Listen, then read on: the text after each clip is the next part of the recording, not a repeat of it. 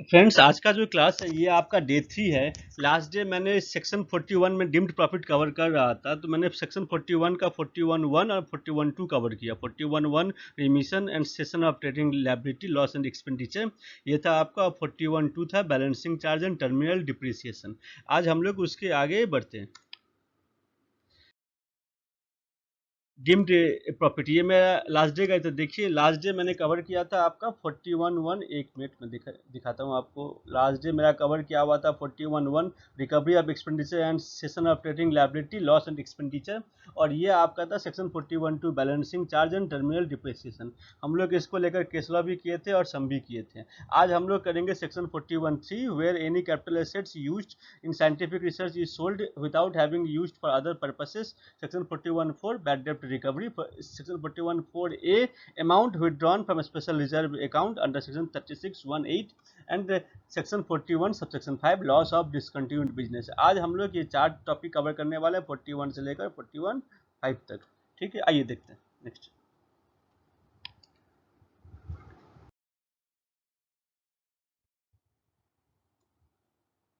ये आपका आ गया section 41(3) where any capital assets used in scientific research is sold without having been used for other purposes। देखिए इसके अंदर में क्या आता है, क्या बोल रहा है, देखिए where section 41(3) where the scientific research asset is sold। आप लोग को पता होगा कि जो साइंटिफिक रिसर्च एसेट्स होते हैं उस पर सेक्शन 35 में 100% का छूट मिलता है। सेक्शन 35 में 100% का छूट मिलता है।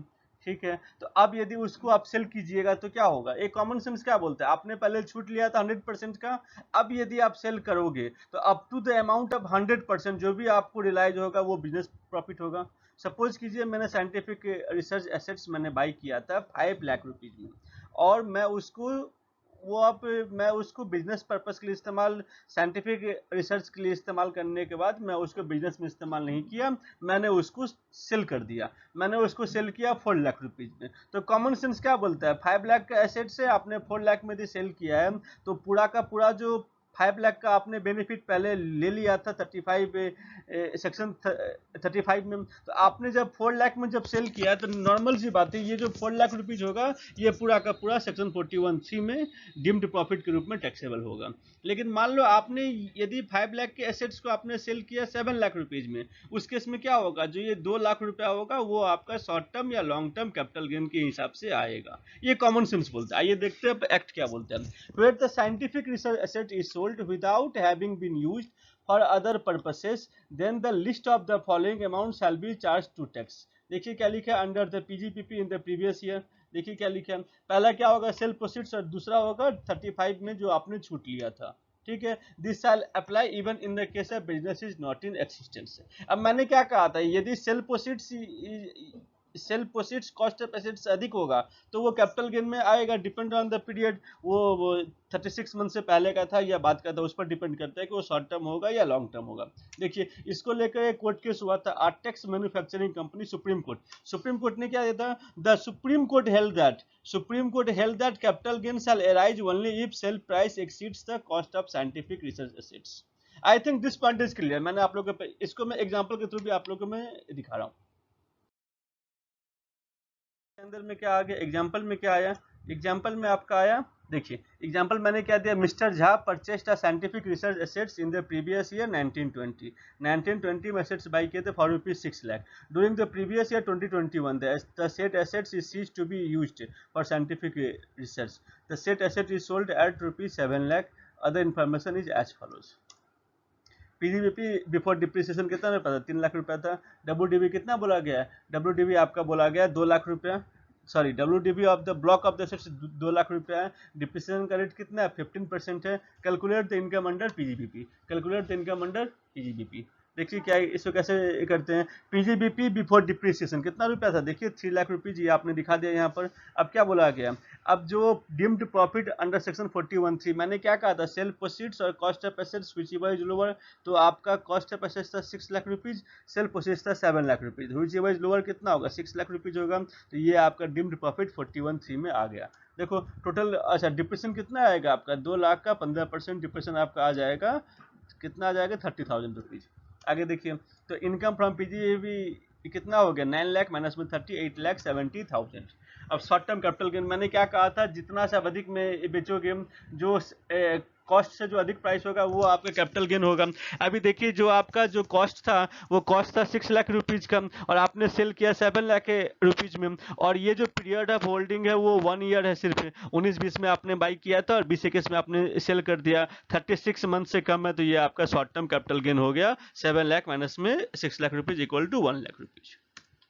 देखिए आगे देखिए 41.4 है जो आपका 41.4 है, 41.4 आपका बैड डेब्ट रिकवरी को लेकर है। 41.4 है amount withdrawn from special reserve account 3618 और 41.5 लॉस ऑफ डिसकंटिन्यूड बिजनेस। इस तीनों को मैं एक ही स्लाइड में डील करता हूँ। पहला पॉइंट क्या है 41.4 बैड डेब्ट रिकवरी। आपने यदि बैड डेब्ट को अलाउ किया था, आपने बैड डेब्ट का यदि क्लेम कर लिया था, बैड डेब्ट का छूट आपको मिल गया था 3617 में, 3617 में यदि आपको बैड डेब्ट का छूट मिल गया था तो क्या होगा, जिस साल वो बैड डेब्ट रिकवरी होगा उस साल वो चार्जेबल टू टैक्स होगा under section 41.4। I think this point is clear, अधिक बढ़ानी है। 41.4 है, 41.4 क्या आता है, 41.4 बोलते हैं कि स्पेशल रिजर्व अकाउंट क्रिएट करना पड़ता है। ये किसको क्रिएट करना पड़ता है, जो फाइनेंशियल कॉर्पोरेशन है, financial company, IDBI, ICICI, IFCI, इस सबको क्रिएट करना पड़ता है 3618 में, 3618 में सेक्शन 36 सब सेक्शन 1 और क्लॉज 8 में। इसमें आपको क्या करना पड़ता है, जो ये जो बैंकिंग कंपनी होते हैं उसको एक स्पेशल रिजर्व अकाउंट क्रिएट करना पड़ता है, तो उसमें उसको छूट मिलता है। अब ये जो डिटेल है, मैं जब मैं 3618 में जाऊंगा तब इसको मैं डील करूंगा। इसमें क्या बोला गया है, अभी जस्ट इस 41.4 के लिए मैं डील कर लेता हूँ। Where a deduction has been allowed in respect of any special reserve created and maintained under section 3618, any amount subsequently withdrawn from such a special reserve shall be deemed to be profit and gains of business and profession and accordingly be chargeable to tax as the income of the previous year in which such amount is withdrawn. Expression where any amount is withdrawn from the special reserve in the previous year in which the business is no longer in existence, the provision of the subsection shall apply as if the business is in existence in that previous year. तो मैं ये 41.4 को मैं elaborately deal करूंगा along with example जब मैं 3618 में जाऊंगा। फॉर द अंडरस्टैंडिंग आप ये समझ लीजिए कि banking company, financial corporation, banking company, industrial agriculture development corporation, IDBI, IFCI, ICICI, IFCI, इस सभी बैंकों, इस सभी फाइनेंशियल कॉर्पोरेशन का, हाउसिंग फाइनेंस कंपनी, इस सभी को एक पैसा ट्रांसफर करना पड़ता है स्पेशल रिजर्व अकाउंट में। वो यदि आप ट्रांसफर करते हो तो आपका जो अमाउंट आपने ट्रांसफर किया था और जो 20% ऑफ प्रॉफिट उसका छूट आपको मिलता है, ठीक है। तो आप यदि उससे पैसा विड्रॉ करोगे तो वो आपका चार्जेबल होगा, वो आपका चार्जेबल होगा। नेक्स्ट पॉइंट देखिए section 41.5 loss of discontinued business. अब क्या होता है, मैंने अभी तक आपको क्या बताया था, मैंने अभी तक आपको बताया 41.1 remission trading and of remission and cessation of trading liability and recovery of expenditure और लॉस। 41.1, 41.2 बैलेंसिंग चार्ज, 41.3 आपका था sale of scientific research without having been used for the purpose of business of profession. Next आपका था 41.4 bad डेब्ट recovery and 41.4 ये आपका था special reserve से यदि आप विड्रॉ करते हो। अब 41.5 क्या बोलता है, loss of discontinued business, loss of discontinue, आपका बिजनेस डिसकंटिन्यू हो गया और profession could be adjusted from the deemed business income as referred to in section 41.1, 41.3, 41.4 and 4A without any time limit। क्या बोला गया, देखिए इसमें क्या कंडीशन दिया गया, कुछ कंडीशन पहले पढ़ लेते हैं। पहले क्या बोला गया, बीपी इज डिसकंटिन्यूड, और क्या बोला, लॉस ऑफ सच बिजनेस और profession pertaining to the year in which it is discontinued and could not be set up against the any other head of income और नॉट अ स्पेकुलेशन बिजनेस और received 41.1, 41.3, 41.4 and 4A। Balancing charge को छोड़ के बाकी सभी इसके अंदर में आ गया।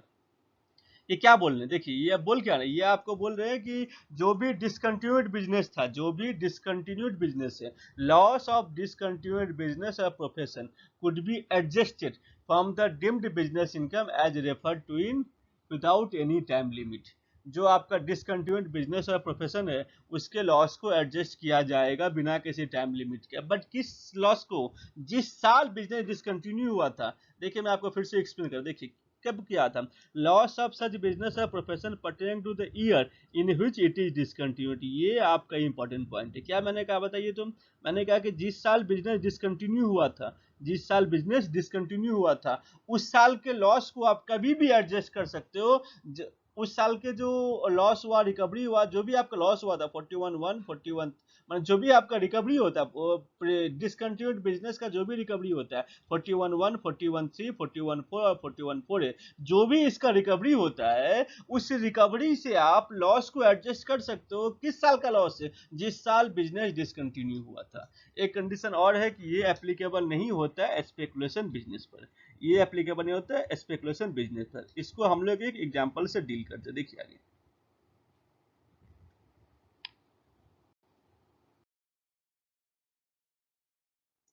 देखिए एग्जांपल क्या हुआ था।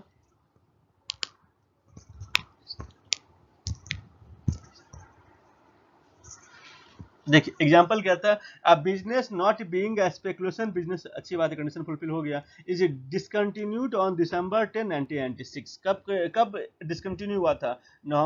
दिसंबर 10 1996 को बिजनेस बंद हो गया। At that time this is there is unadjusted business loss of ₹35,000। Total business loss 35,000 के थे, जिसमें से ₹10,000 कब के थे? 95 96, जिस साल बिजनेस बंद हुआ था उस साल के ₹10,000 बिजनेस लॉस थे, and ₹25,000 pertaining to the period commencing on April 1 96 and ending on December 10 1996। अच्छा ठीक है, क्या था, ₹10,000 के जो लॉस थे वो अप टू 95 96 तक थे, और जो 25,000 के जो लॉस थे वो जिस साल बिजनेस बंद हुआ उस साल के लॉस थे। अब मुझे ये बताइए, टोटल लॉस था ₹35,000, जिसमें से जो प्रीवियस जो बिजनेस बंद हुआ उसके पहले का जो लॉस था वो ₹10,000 का था, और जिस साल बिजनेस बंद हुआ उस साल का लॉस आपका ₹25,000 का था। ठीक है। On May 2020 the SSC recovers a debt of ₹48,000। एक डेट का रिकवरी हुआ from a debtor which was allowed as bad debt, जो बैड डेट रिकवरी 41,4 वाला आ गया, 41,4 का रिकवरी हुआ। ठीक है, कितना में हुआ बताना, तो 48,000 का रिकवरी हुआ। तो find out the notional profit. अब मुझे ये बताओ कि डिम्ड प्रॉफिट कितना चार्जेबल होगा। मैंने क्या कहा था, जो कहीं भी जो कुछ भी डिसकंटिन्यूड बिजनेस से रिकवरी होता है उससे जिस साल बिजनेस डिसकंटिन्यू हुआ था, irrespective of any time limit, जिस साल बिजनेस डिसकंटिन्यू हुआ था सिर्फ उस साल के लॉस को एडजस्ट करेंगे। तो हमारा कॉमन सेंस क्या बोलता है, 48,000 का आपका रिकवरी हुआ था, और लॉस किस साल का था? जिस साल आपका बिजनेस बंद हुआ था उस साल का लॉस था ₹25,000। तो आपका प्रॉफिट कितना होगा? 48,000 माइनस में 25,000 इक्वल टू 23,000। देखिए मैंने इसको सॉल्व भी किया है। रिकवरी ऑफ बैड डेब्ट 48,000, 41,4 में रिकवरी हुआ है, देख लिया आप। ठीक है, लेस अनएब्जॉर्ब्ड बिजनेस लॉस किस साल का? जिस साल बिजनेस बंद हुआ था, कितना था? ₹25,000। तो business income chargeable under section 41, chargeable under section आपका आ गया 41.5, कितना होगा बाबू? 41.5 इज 23,000। Is it clear? सबको समझ में आया? ठीक है, बहुत ही सिंपल था। देखिए आगे बढ़ते हैं, बस थैंक यू। आज के लिए इतना ही, मैंने पूरा कवर कर लिया। मैंने टोटल आज के लिए इतना ही आप लोग रखिए। एक बार मैं आपको डिम्ड प्रॉफिट के जो भी सेक्शन से एक बार मैं आपको फिर से बोल देना चाहता हूँ। Deemed profit is covered under section 41। 41 के अंदर में क्या आता है? 41(1) रिमिशन और सेशन ऑफ ट्रेडिंग लायबिलिटी और रिकवरी ऑफ लॉस और expenditure 41(1). 41(2) is the balancing charge, जो पावर जनरेटिंग यूनिट के ऊपर जो मैं डिप्रिसिएशन चार्ज करता हूँ वो आपका टर्मिनल डिप्रिसिएशन और बैलेंसिंग चार्ज, दो कंसेप्ट था। 41(2). 41(3) आपका हो गया sale of scientific research without having been used for the purpose of business और प्रोफेशन। 41(3) ये हो गया। 41(4) क्या हो गया? रिकवरी ऑफ बैड डेब्ट earlier allowed as a deduction. 41(4) ये क्या हो गया? जो withdrawn from the special reserve account. And 41(5) क्या हो गया? Loss of discontinued business. आप लोग इस तरीके से सेक्शन वाइज याद कीजिए। सिर्फ आपको 41 1 2 3 4 5 सिर्फ ये पांचों आपको, जैसे ही आपको कोई बोलेगा डिम्ड प्रॉफिट आप बोलोगे 41, आपको पूरा कहानी समझ में आ जाएगा। Section is basically according to remember the things. So basically आप लोग सेक्शन से याद कीजिएगा दोस्तों, समझ में आएगा। अभी तक पीजीपीपी मैंने कवर किया सेक्शन 28, सेक्शन 29, 145B और आपका सेक्शन 41 का फुल मैंने कवर किया। नेक्स्ट क्लास में मिलते हैं कुछ एक नए सेक्शंस के साथ में। Thank you for today. Thank you.